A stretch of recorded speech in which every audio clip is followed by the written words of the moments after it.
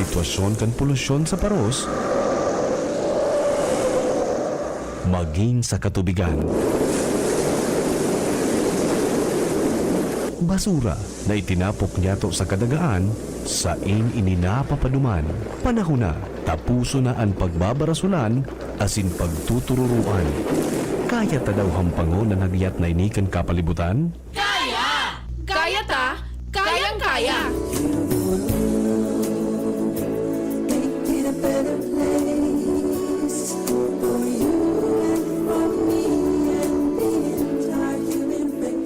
Kaya, sarong advocacy program sa DZGB na maghahatod din impormasyon para maibalik ang kagayonan kan kapalibutan asin maprotehiran ang lugar na sa tuyang pig-eerokan.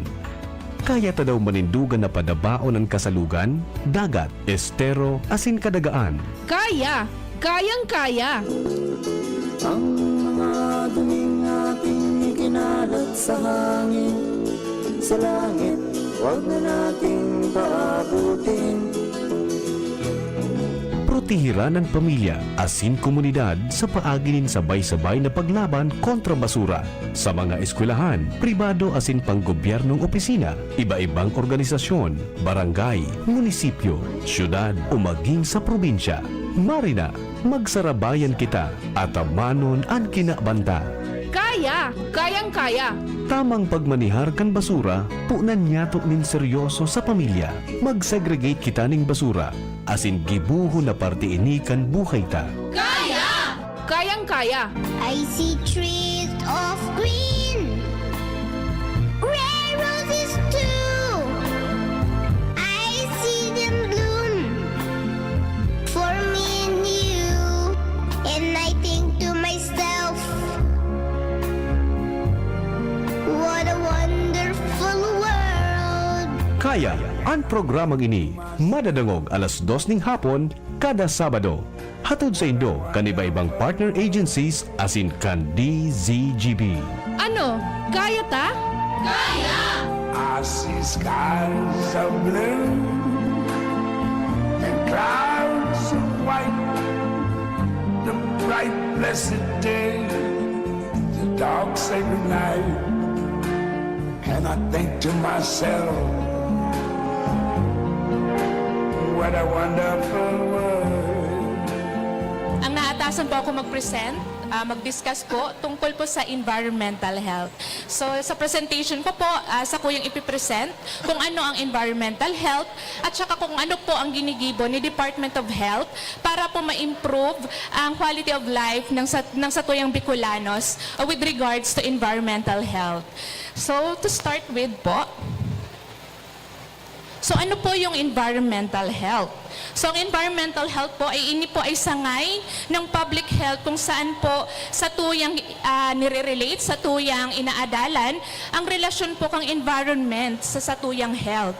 So ang condition po kang environment ay nakaka-contribute po sa magiging quality kang satuyang kalusugan. So ang pinaka-concern po talaga, ang pinaka-goal kang environmental health ay ma-prevent po, mapugulan ang mga kahilangan na related po sa environment. So this includes po yung pagmamanage ng mga environmental conditions, mga environmental risk na ugwa sa satuyang lugar, and kahit po yung pag-change, pagpapalit kang people's behavior na inaapot, yung mga usual ng nakaugalian tang tigigibo na hindi akma or kumbaga related sa environmental health or may epekto sa satuya pa lang na kalusugan. So by definition po, ang environment po pag sinabing environment, nalilimit lamang ini sa trees, 'di ba, sa river, yung sa nature. But actually po, ang environment is more complex than that. So ang environment po, this also include yung mga bagay, mga puwersa, yung mga kondisyon na ugwa sa satuyang lugar. Maski po yung human behavior, nakaka-contribute po ini sa magiging result, sa magiging kondisyon kang satuyang environment. So ang environment po, hindi po yung space na kung saan permikitang yaon. So this could be yung mga school is another type of environment. Yung sa tuyang mga workplace, mga pinagtatrabahuhan ta, is another type of environment. Even yung mga community, kung saan po kita belong, kung saan kita kasali, is another type of environment. And gapos po yan, may mga uba dyan, mga factors sa environment na yan na nakakaapekto sa tuyang health. So, paano nga ba nakakaapekto ang environment, ang kondisyon kang environment sa satuyang kalusugan? So, sa environment po, kitang inaapod ng mga risk factors. So, ini mga risk factors po na ini, pwedeng ugwa ini sa satuyang lugar kung saan kita nag-i-stay. Pwedeng ugwa ini sa mga school, sa trabaho ta, or sa lugar kung saan kita naka-star. So yung mga environmental risk factors na inaapot ta, kabali digdi po ang air pollution. So ang air pollution po, na-experience po ini lalo na sa mga highly urbanized area, arog po kang Metro Manila. Next, we have inadequate water, sanitation, and hygiene. So may mga lugar pa po kita na warang supply or masakit ang supply kang tubig, tsaka po warang access sa mga toilet facilities. We have exposure po sa mga chemicals and biological agents, exposure sa radiation and mga ultraviolet rays. Also, we have yung community noise. So, prolonged exposure sa noise may affect our health, our hearing, and may also cause stress. Also, we have occupational risk, or ito yung mga hazards, mga risk na pwede tang makuha dahil sa satuyang trabaho. At ugad din kita mga agricultural practices, paggamit kang pesticide. So ini po paggamit kang pesticide, kapag bako po tama ang paggamit, ay pwede makaapekto, bako lang sa environment, kundi pati na din po sa tuya. Mga built environments, yung mga road construction, di ba? So it may contribute sa quality ng environment na uga kita. Nagkikreate siya ng mga dust, di ba? Air pollution, maalpog. And we have yung climate change o pagbago po kang satuyang klima. So ano ba yung mga common health concerns na related sa satuyang environment? So kapag kita ay palaging exposed sa outdoor pollution, pwede kita magkaugba ng or mag-develop ng mga respiratory conditions or pwede makatrigger kapag meron na kayong asthma. Pag palagi kayong exposed sa pollution, pwedeng mag-atake pirmang sa indong asthma. We may develop cardiovascular disease and even lung cancer. And kapag maati ang tubig na sa tuyang iniinom, pwede kita magkaugwa ng diarrhea. And kapag po maati ang sa tuyang lugar, na papamugadan ini kang mga rats, lamok, na ini po nagdadara po ini ng mga kahilangan. Ang apod ta po sa inda ay vector-borne diseases. So, dara po ini kang mga araw kaya na hayop or insekto. So, pwede magkaugwang malaria, dengue fever, and leptospirosis. So, ang ginigibo po talaga ng environmental health, ang pinopromote ng environmental health para maiwasan yung mga environmental health-related diseases ay through sanitation.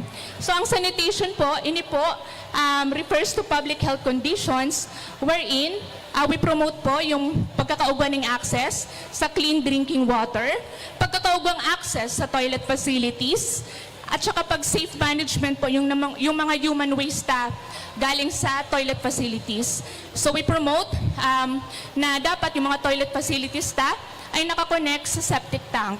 And we actually have the OH guidelines kung paano yung tamang design kang septic tank. And also, included din po sa sanitation, yung proper solid waste management. So ano nga ba ang Environmental Health Program ng Department of Health? Ano po ang ginigibo ni Department of Health through the Environmental Health Program?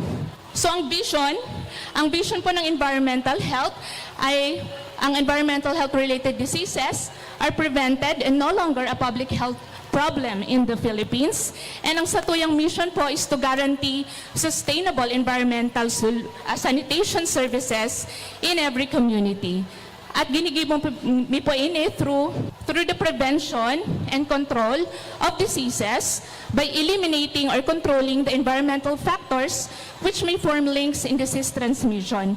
So yung mga environmental risk kanina na napresenta, so tinatrabaho po ng environmental health program na makontrol po ini para po maiwasan yung mga environmental related diseases. So ano yung program components ni environmental health program ng Department of Health?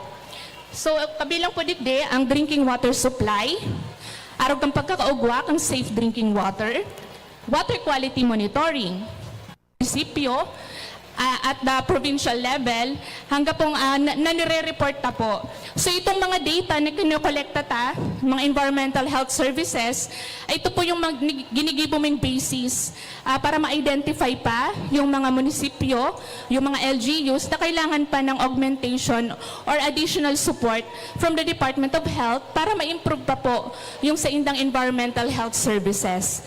So sa po digde, duwang category siya actually, yung access to safe water, tsaka access to sanitation services.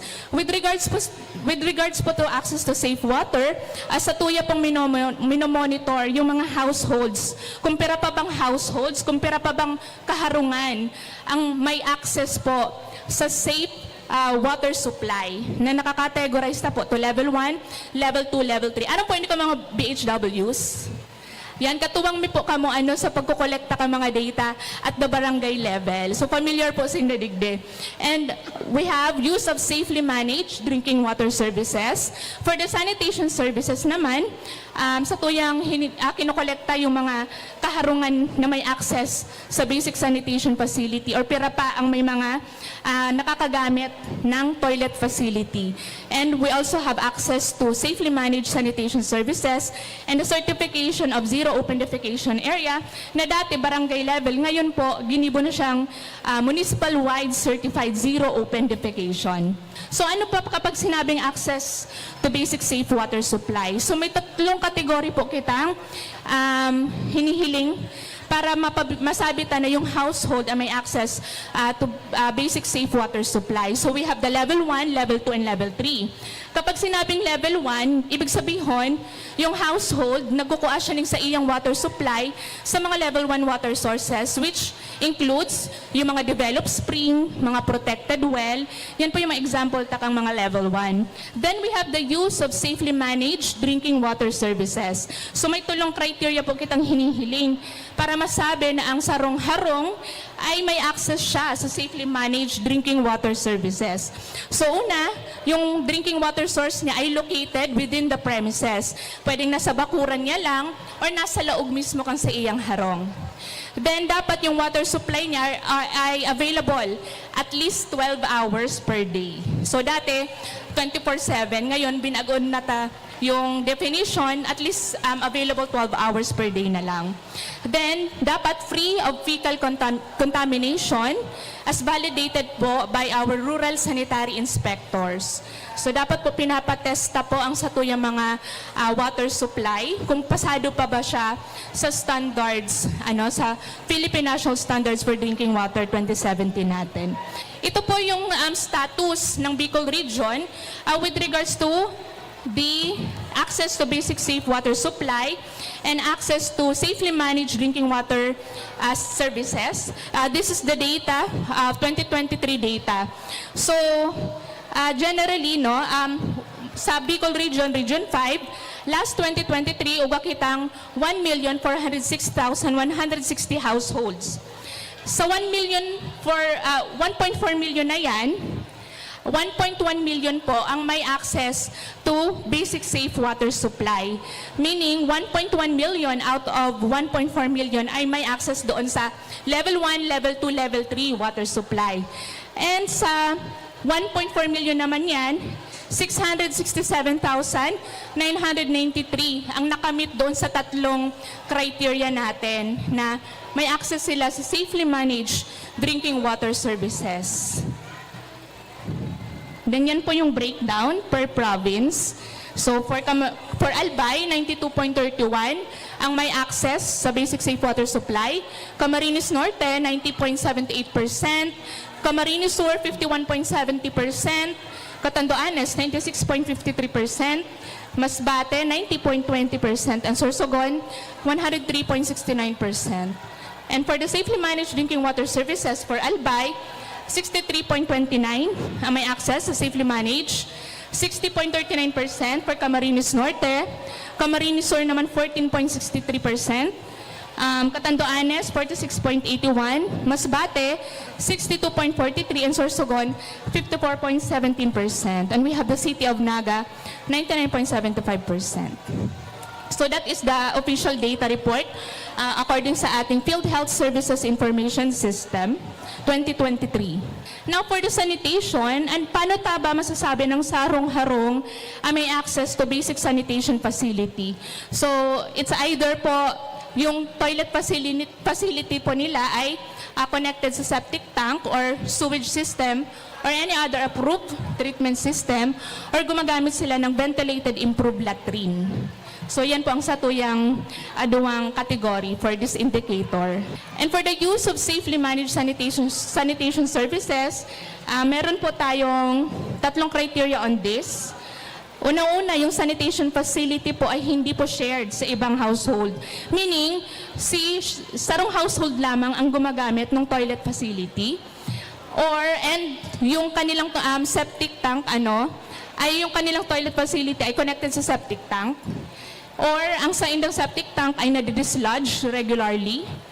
Or ang sa indang septic tank ay connected naman sa sewerage system. So yan po yung criteria natin for this indicator. And this is our data. This is for 2023 data. So out of 1.4 million, 1,014,492 po ang may access to basic sanitation facility. So that's 72.15% po ng kaharungan sa Bicol Region ay gumagamit po ng CR or may CR po sila. And out of 1.4 million, 57.32% po ang may access to safely managed sanitation services. So yan po yung breakdown per province. Then we have the municipal-wide certified zero open defecation. So this refers po to the proportion of municipalities or cities with coverage of 95% and above to households with access to basic sanitation facility. Or ito po yung munisipyo na nag-undergo sa usual certification and verification process natin. So ang certification criteria po para masabi na zero open defecation sila ay yung mga kabahayan po, yung households ay gumagamit po ng toilet facility, may availability of soap and water sa toilet or malapit po sa toilet, may proper disposal po ng mga diapers, wala pong visible na tae sa kanilang surroundings, sa kanilang community, at meron po silang action plan para mas ma-improve pa yung kanilang sanitation in the next years po. So for 2023 po, out of 113 municipalities and cities po sa Bicol Region, 4 pa lang po lamang ang zero open defecation. Pero for this year, marami tayong awardee na municipal-wide certified ZOD. So, in the coming years, mas mag-i-improve pa po ito dahil nag-augment po, nagbibigay po ng fund support si Department of Health sa mga selected municipalities para sa kanilang toilet construction. So, later po, ipapresent ko din po yun sa inyo. So, ano po yung ginagawa ni DOH para ma-improve po yung environmental health services ni Bicol? So, kami po sa DOH, nagpo-provide po kami ng mga technical assistance. So, yung technical assistance po namin, it may be in the form of capacity building, logistic support, funding assistance, monitoring activities, advocacy activities, at mga certification and permitting. So ito po yung isa sa capacity building namin para sa mga rural sanitary inspectors, provincial sanitary engineers, at mga city sanitary engineers, which are our lead implementer at the local government level. This was the certification course po as DOH accredited water samplers para po sa mga rural sanitary inspectors. This is in partnership, in coordination with the East Avenue Medical Center National Reference Laboratory. So sila po yung official certifying body para po sa mga drinking water samplers. Then this is naman po the conduct of seminar on the development and review of water safety plan. We also conduct mga online meetings for program updates. Also the conduct of Regional Interagency Committee on Environmental Health. And ito naman po yung sa logistic support, yung provision po ng mga commodities, katulad po ng mga water disinfectants, yung mga aqua tubs, mga chlorine granules, and even toilet bowls po. At meron din po kami mga fund support na binibigay po sa selected local government units. So for 2023 po, ito po yung mga recipient nung fund support po natin for toilet construction project. So meron po tayong total of number of units na dapat makonstruct for the Bicol region. So last year, 2023, ang recipient po natin for the toilet construction fund support are Viga, Catanduanes, Higmoto, Catanduanes, and Baleno, Masbate. And the number of completed units as of last month ay 100 units na po. Next slide please. And for the 2024 sub-allotment naman po, para po sa fund support naman sa toilet construction for this year, ang recipient po natin si Panganiban, Catanduanes and Huban, Sorsogon. 50 units po sila with a total of 100 units and a total amount of 5 million pesos. Ito po yung mga documentation ng mga recipient last year. This is from Baleno, Masbate. Sila po yung mga recipient, and we have the Viga, Catanduanes, and Higmoto, Catanduanes. Yan po yung mga napakonstruct na nilang toilet facility through the help of our fund support. And also, we conduct mga follow-up monitoring activity para po sa mga lugar po na nagkaroon ng outbreak po ng diarrhea and cholera. So, binibisita po natin sila to check kung paano sila nagko-cope up with the recent outbreak. And also, during emergency situations, katulad nung nangyaring Mayon last year, so nagkaroon kami ng Mayon Response 2023, binivisit po namin yung mga ating mga evacuation center to check yung kanilang mga wash services. Ayan, we also check yung mga number of toilet facilities sa bawat evacuation center. And we provide feedback po sa ating provincial government on how they are doing na po, kung kulang pa po ba yung kanilang toilet facility. And also yung mga drinking water sources nila. And during the Mayon Response po, nagkaroon kami ng weekly water testing doon sa mga drinking water sources po ng mga evacuation center para po ma-monitor natin, ma-check natin kung safe pa po bang inumin yung kanilang mga drinking water sources. And of course, we participate sa ating mga advocacy activities.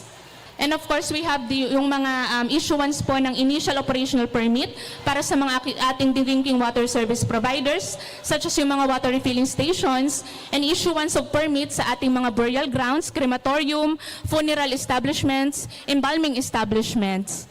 Ayan po. So ayan, so that's the last of my presentation. Hopefully, meron po tayong natutunan with this brief discussion. So be clean, live sustainably. Maraming salamat po sa pakikinig.